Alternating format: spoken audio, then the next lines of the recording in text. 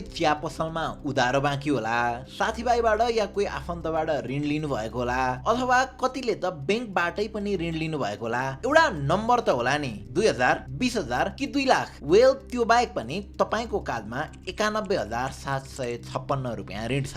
होइन तपाईँलाई अहिलेसम्म ऋण लागेकै छैन, उल्टै अरूले तपाईँलाई पैसा तिर्न बाँकी छ भने पनि तपाईँको काँधमा पनि 91,756 रुपियाँ ऋण छ।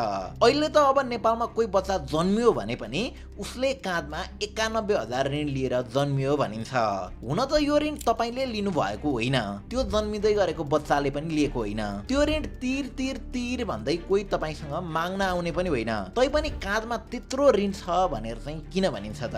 किनकि यो ऋण डाइरेक्टली तपाईँले नतिरे पनि इन्डाइरेक्टली यसको भार तपाईँलाई नै पर्ने हो। अहिले नेपालको सार्वजनिक ऋण 27 खर्ब नजिक छ। यो भनेको नेपाल सरकारले तिर्नुपर्ने ऋण हो र यही ऋणलाई नेपालको जनसङ्ख्याले भाग लगाउँदा अहिलेको नम्बर 91,756 आएको हो र सबैको भागमा यति ऋण छ भनेर त्यसलाई सिम्प्लिफाई मात्र गरिएको हो। अब तपाईँलाई नेपाली भएर जन्मिनु त दुर्भाग्य नै रहेछ, यति धेरै ऋण रहेछ यानि कि फरेन एड लिने भनिएको छ र बाँकी रहेको झन्डै 6 खर्ब रुपियाँ अर्थात् 30% चाहिँ सरकारले ऋण लिने भनेको छ। अर्थात् सरकारले सुरुमै घाटाको बजेट ल्याउँछ, यानि कि आफूले कमाउने भन्दा बढी पैसा खर्च गर्छु भन्छ र नपुग्ने पैसा चाहिँ ऋण लिन्छु भन्छ।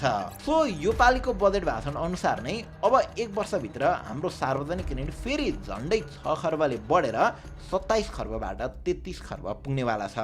अनि चाहिँ त्यस पछाडि हामी सबैको काँधमा 91,000 होइन 1 लाख भन्दा बढी ऋण हुनेवाला छ। अब पहिल्यै 27 खर्ब ऋण हुँदाहुँदै हामीलाई अर्को 6 खर्ब ऋण चाहिँ कसले र किन दिन्छ त? यो पालिकै बजेट हेर्ने हो भने सरकारले 2 खर्ब 33 अर्ब 66 करोड वैदेशिक ऋण लिने र 3 खर्ब 62 अर्ब आन्तरिक ऋण लिने लक्ष्य राखेको छ।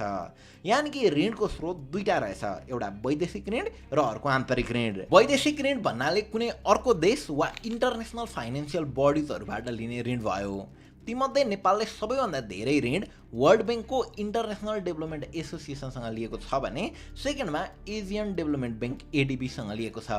त्यसै देशहरूमध्ये सबैभन्दा बढी जापानसँग ऋण लिएको छ भने त्यस पछाडि क्रमशः भारत र चीन छन्। अब वैदेशिक ऋण पछाडि आन्तरिक ऋणको कुरा गरौँ। सरकारले वित्तीय आवश्यकता पूर्तिका लागि बेला बेला सरकारी ऋण पत्रहरू जारी गरेर आन्तरिक ऋण उठाउने गर्छ।